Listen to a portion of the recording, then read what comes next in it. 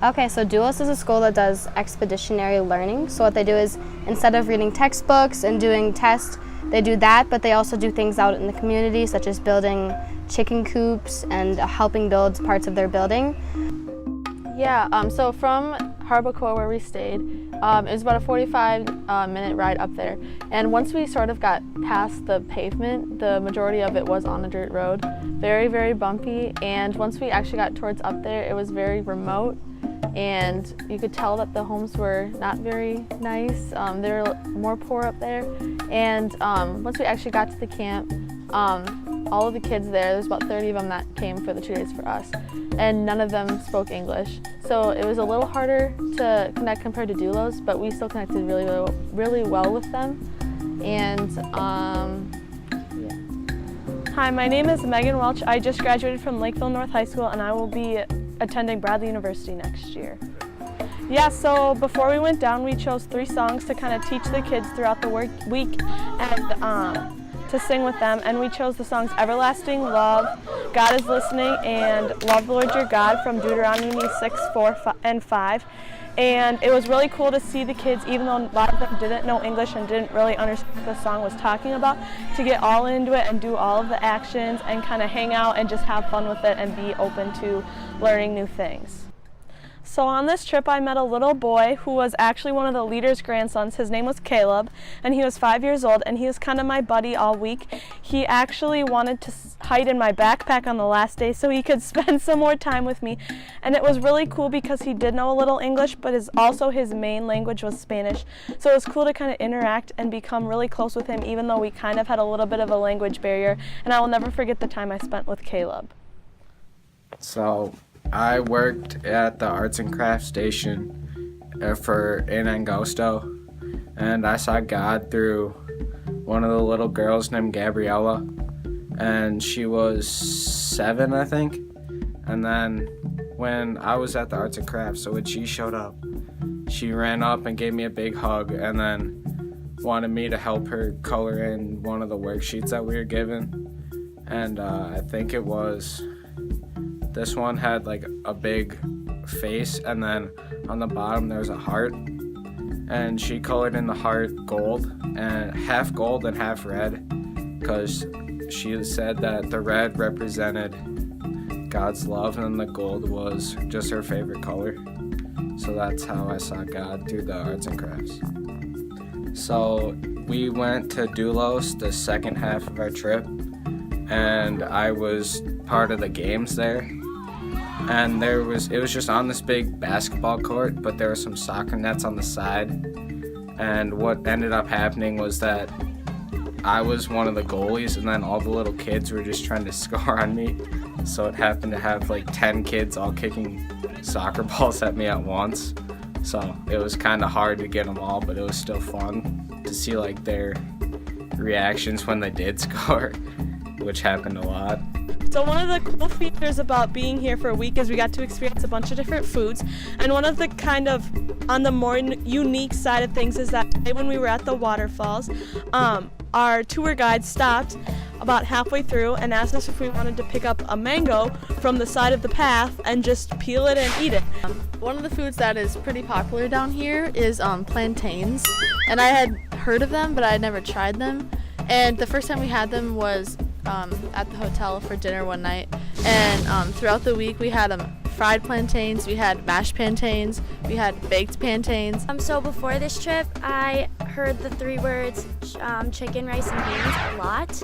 So coming down here, that's what I was expecting every single day, but actually we got those. Yes, we did go this every day, but we also got many varieties such as like pizza, hot dogs, like classic American foods, which is really nice.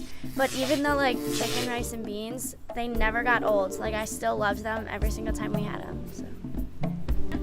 Oh, the chicken, rice, and beans, we had a lot of it, but it was really good. Like the Dominicans know what's going on with their chicken, rice, and beans. So like don't be scared of it because it's really good. And it was really cool because the guy I was with made guitars and stuff.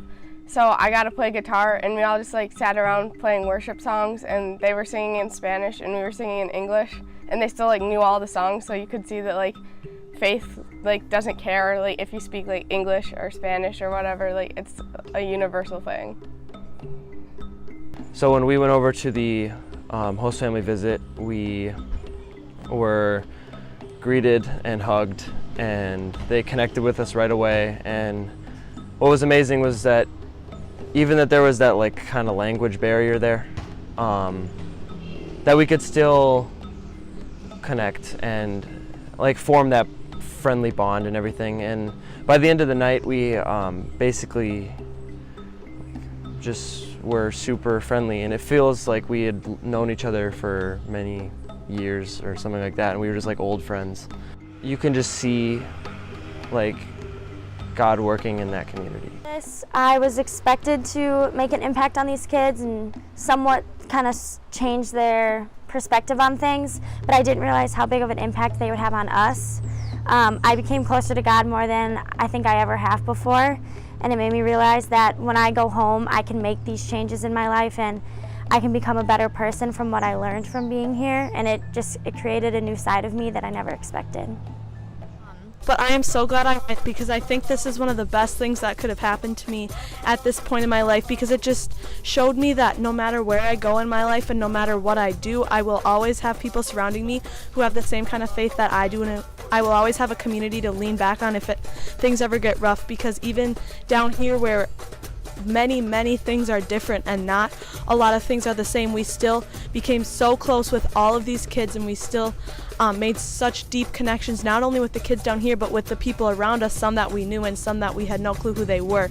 So it was really cool, and I think this is going to stay with me for my whole entire life. Before I came down here, lots of people would ask me what my purpose is for coming down here, and most of the time when they would ask me, I never really gave an answer because I didn't know what my exact purpose was. But after this week, I learned the saying from the Dominican Republic community, I am of the great I am.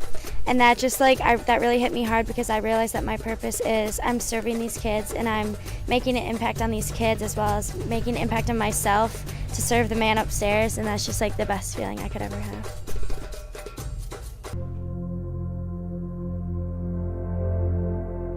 So I was really skeptical about like coming on this trip and stuff, and then before we got here and when we were like leaving, everyone kept telling me like, oh, like have fun, this is gonna like change your life and it's gonna be like fantastic. And I was kind of like, okay, like whatever you say, and I didn't think that it would like really have that big of an impact on me. I thought like we'd cause an impact and like for the kids and stuff, but I didn't know that it would actually like touch me as much as it did. And like I'm for sure like a different person coming out of here than I was like before we got here, and like I have a whole new perspective on like the world and stuff like that.